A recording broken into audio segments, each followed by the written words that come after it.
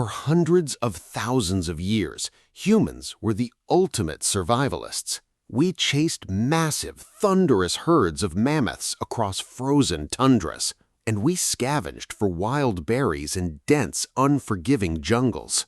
We were highly mobile nomads, packing up our entire lives and moving whenever the local food ran out. In fact, for over 95% of our history, this was the absolute only way human beings knew how to live. The entire global population was capped at roughly 10 million people. There simply wasn't enough wild food on the planet to support any more humans than that. But then, roughly 12,000 years ago, something inexplicable happened. The pattern broke. Without warning, human beings all over the planet suddenly stopped moving. They put down their hunting spears and they started planting seeds in the dirt.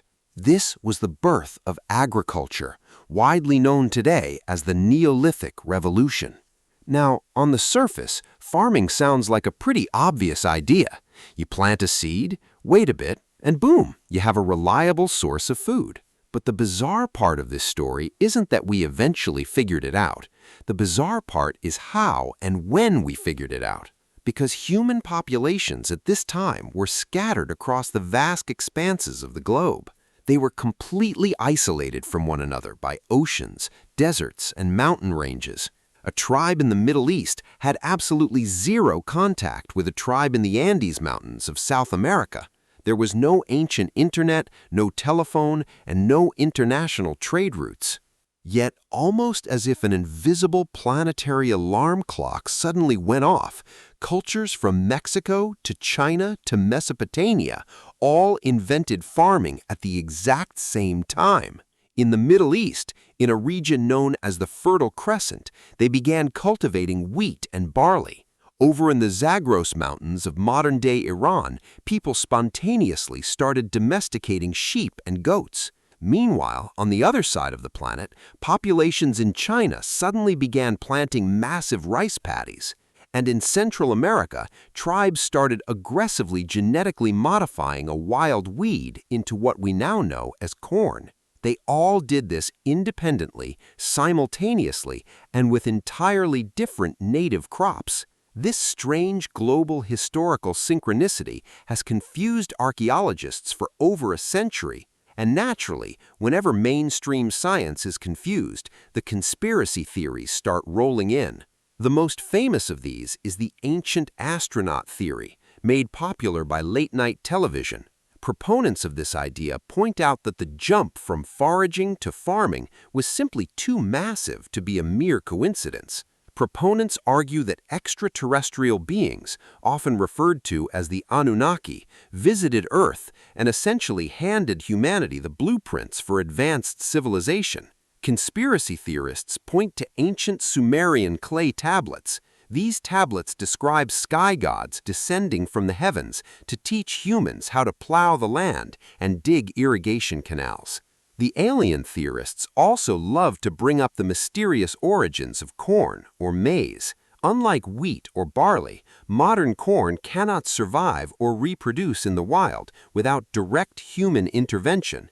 It evolved from a tiny, incredibly hard-shelled weed called Teosinte. The genetic leap required to turn Teosinte into modern edible corn is so mind-bogglingly complex that some fringe researchers argue that it must have been bioengineered by otherworldly visitors.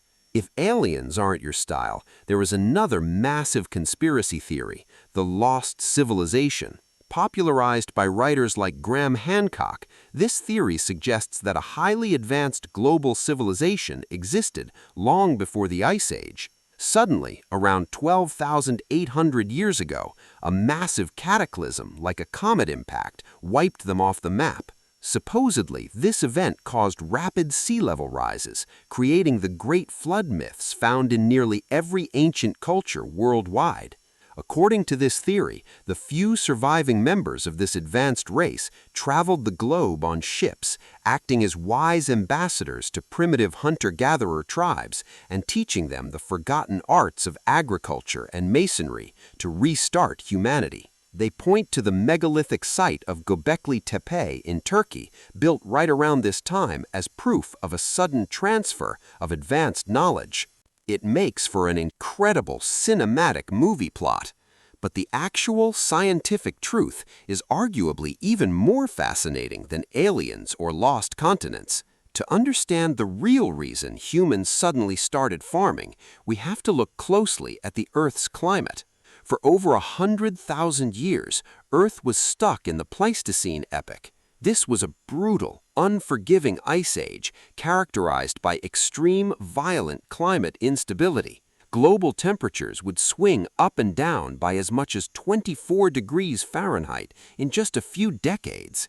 Imagine trying to plant a massive field of crops only for the weather to suddenly plummet into a deep freeze the very next year. Farming during the Pleistocene wasn't just difficult, it was mathematically and biologically impossible. But then, around 11,700 years ago, the Ice Age finally broke. The Earth entered the Holocene epoch, and a miraculous environmental shift took place. The global temperature simply leveled out. For the first time in human history, the climate became completely predictable. The seasons operated on a reliable schedule. This extreme climate stability was the starting gun for the agricultural revolution. You see, early humans weren't stupid. They didn't lack the brain power to farm. In fact, archaeologists recently found a grinding tool in an Italian cave that dates back 32,000 years. It had microscopic traces of roasted oat flour on it.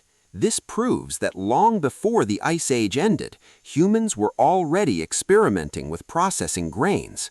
We always had the ingenuity, the desire, and the brain power to build civilizations. We lacked was a cooperative planet. As soon as the Earth's thermostat stabilized, human populations worldwide independently realized the same thing. If they planted seeds in the spring, the weather would reliably allow a harvest in the fall. Interestingly, some anthropologists even joke about a reverse theory, that we didn't domesticate wheat, wheat domesticated us. Think about it. We broke our backs, cut down forests, and fought bloody wars over land, all to ensure that a simple grass could spread its seeds across the entire globe. Regardless of who domesticated who, the transition wasn't entirely a paradise. Early farmers actually saw a massive drop in life expectancy compared to hunter-gatherers. Their teeth rotted from carbohydrate-heavy diets, and living close to livestock introduced horrific new diseases. But agriculture offered one massive advantage: sheer numbers. A field of wheat could feed 10 times as many people as a forest of wild game. Surplus food meant that not everyone had to spend all day hunting. People could finally specialize. They became full-time tool makers, builders, and eventually writers and scientists. Small farming villages became bustling towns. Towns became sprawling cities, and cities became massive empires. It wasn't aliens that gave us agriculture, nor was it the magical survivors of Atlantis. It was the incredible latent genius of the human species, just waiting for the storm to pass. Once the Earth provided a steady canvas, humans everywhere instantly picked up the brush. We transformed a wild, hostile planet into a global, interconnected garden. And the most beautiful part is that we did it together, completely by instinct, even when we were thousands of miles apart.